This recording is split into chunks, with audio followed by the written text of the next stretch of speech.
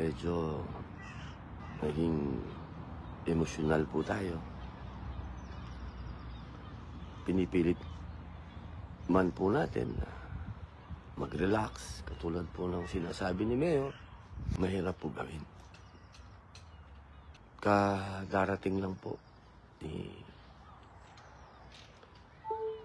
ES Salvador Mitaldea, yung best friend po ni Mayor. Kadadating lang po niya, nakapasok na po siya, alhamdulillah. Nakapasok na po siya, dala po yung mga inayos po nila. Kagabi, yun po yung mga hinanda nila kagabi na mga gamit po ni Mayor, sinelas, damit. Malamig po kasi dito, sobrang lamig po dito. Eh ako nga po, ang suot ko patong-patong. Patong-patong yan. Sobra po ang lamig. Isa, dalawa,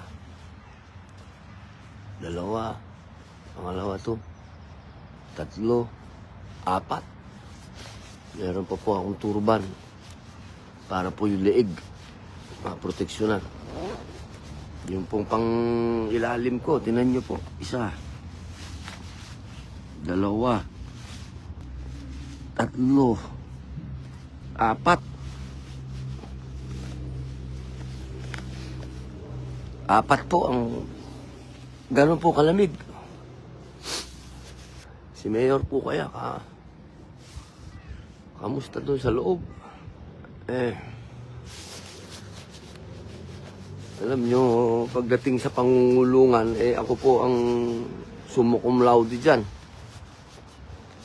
Huwag nyo akong tanungin, tanong sa patungkol sa kung ano-anong gagawin natin sa legal. May mga abogado dyan, pero pagdating ko sa kulungan, ako ang magaling dyan.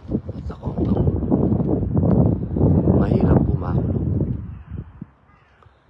Sinasabi po ng lahat dito, pag kinakausap yung mga opisyal po dito,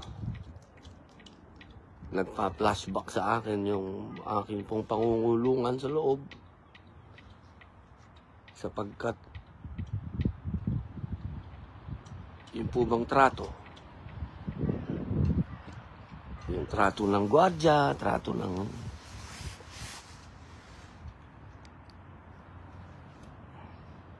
siyempre, pagka bilanggo ka, sabi nga nila, lowest mammal, pinakamababang antas ng pagkatao yan.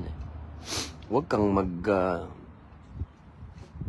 antay ng siguro talagang tamang paggalang. Mahirap lang tanggapin ba na nakikiusap ka sa dayuhan na kung pwede ka makapasok sa isang dayuhan. Mabigat yun. Yung ang sa kalahi mo,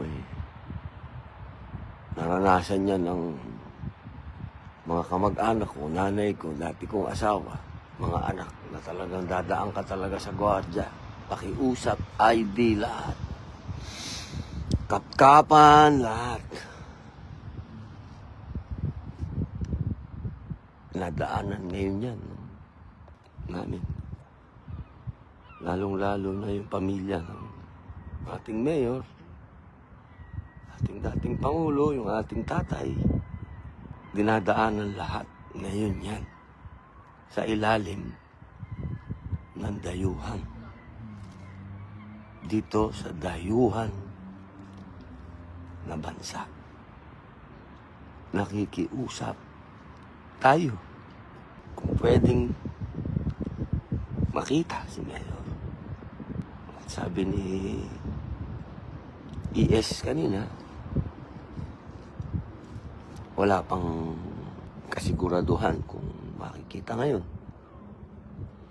Kung papayag itong mga dayuhan na makausap ko ang chairman ng PDP Laban na kanyang partido, mapagbigyan sana ako kahit sandali.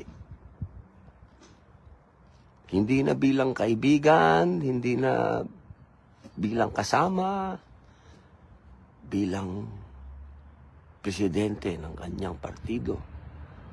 Sana po ay mapagbigyan naman tayo ng mga dayuhan na to.